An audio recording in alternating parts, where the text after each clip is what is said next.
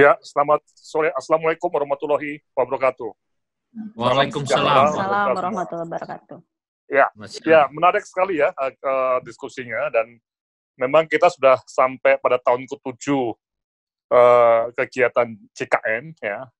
Dan ini penelitian-penelitian mengenai fraud semakin banyak dikerjakan, termasuk oleh yang muda-muda ya. Tadi Bu Syahwati dari Andalas, Bu Putih dari UGM, dan ada beberapa teman dari UNS ya. Jadi artinya memang semakin banyak akademisi, peneliti muda yang memahami mengenai fraud ini.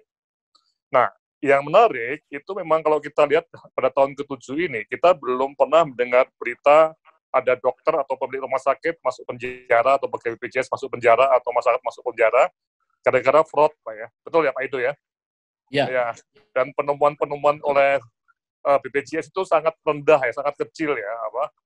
Nah, ini memang dalam konteks perilaku manusia itu ada dua kemungkinan. Jadi fraud ini dokter-dokter, para manajer rumah sakit itu di Indonesia itu ya pada kutip itu suci ya, tidak mau fraud ya.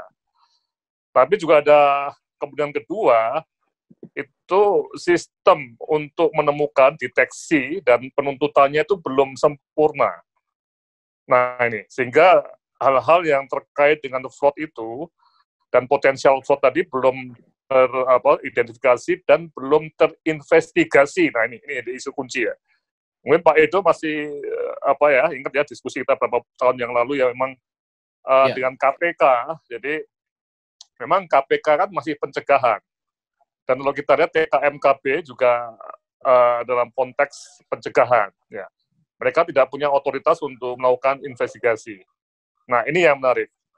Jadi saya berharap kelompok ini akan terus berkembang, terutama para peneliti muda, yang para peminat di dalam fraud tadi.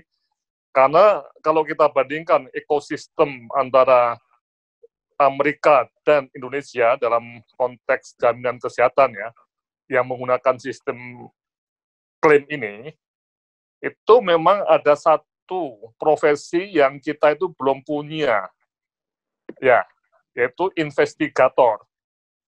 Ini Pak Edo ya. Nah, investigator itu kalau di Amerika itu memang termelekat di kejaksaan, polisi, dan FBI di sana. Jadi memang aparat hukum. Dan di sana itu investigator memang dididik untuk pekerjaannya itu untuk mendeteksi, dan yang mereka deteksi itu bukan kasus-kasus yang setahun 2 tahun, tapi 10 tahun ke belakang mereka akan melihat pola-pola tadi. Mereka kemudian mengadakan pendeteksian dengan detail betul, dan sebagian dari mereka ada para dokter yang menjadi detektif untuk investigator untuk fraud, atau mantan polisi yang dilatih untuk menjadi investigator di bidang medik tadi. Jadi ini perbandingan ini ya, karena ini sistemnya kan sama antara Indonesia dan Amerika, pakai klaim yang model DRG, inasi biji. Dan tadi Bu Syahwati juga mengatakan bahwa ada berapa DRG yang mendorong dokter itu untuk melakukan fraud ya, betul ya tadi ya? Ya, juga ada situasi anak klaim rendah sehingga rumah sakit supaya survive harus fraud. Nah, ini ada macam-macam hal yang mendorong tadi.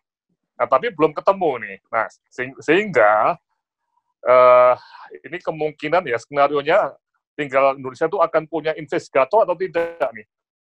Dan itu tergantung pada penegak hukum, entah itu di kejaksaan atau di polisi.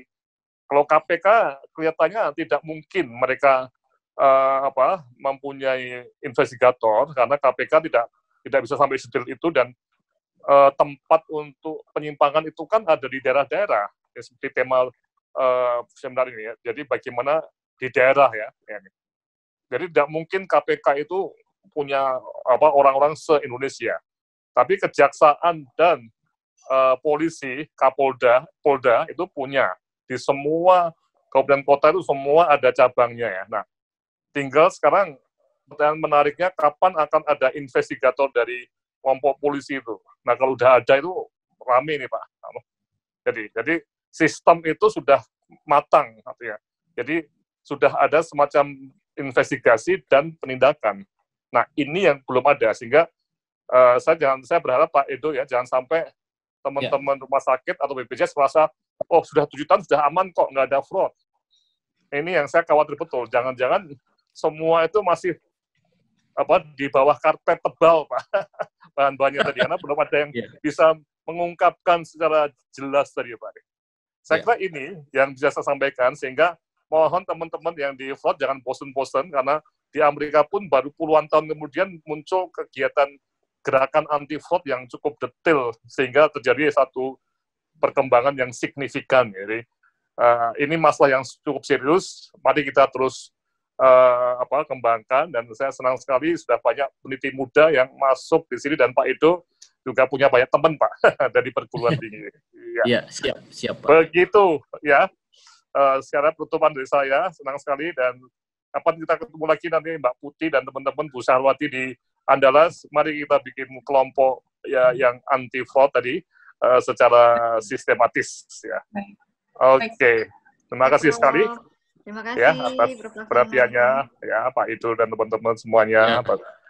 Ya, sampai ketemu lagi. Terima kasih, Prof.